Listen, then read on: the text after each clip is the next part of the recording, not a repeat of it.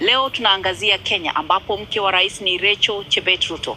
Rachel Chebet Ruto ni mke wa rais wa sasa wa Kenya William Ruto. Alizaliwa Novemba mwaka 1969. Alisomea shahada ya kwanza ya elimu na akafanikiwa kupata shahada ya uzamili ya sanaa mwaka 2011 katika chuo kikuu cha Katoliki cha Afrika Mashariki.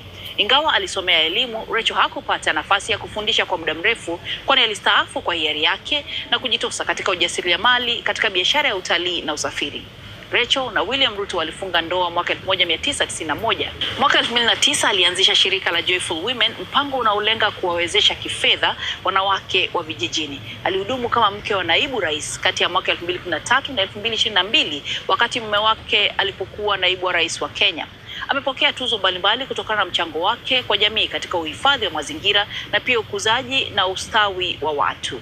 Miongoni mwa tuzo hizo ni pamoja na tuzo ya heshima ya pili ya juu ya kiraia nchini Kenya, tuzo ya kuwainua wanawake kutoka chuo kikuu cha Binary nchini Malaysia, na pia kuna tuzo ya kibinadamu ya mwaka 2023 kutoka India kwa ajili ya kutambua mchango wake wa kufanya mabadiliko kwa wanawake. Mwaka 2021 Rachel Ruto aliteuliwa pia na Tume ya Umoja wa Afrika yani AU na Jukwaa la Kiuchumi Duniani kama mmoja wa mabingwa wa AU katika uwezeshaji wa wanawake kiuchumi na ushirikishwaji wa kifedha.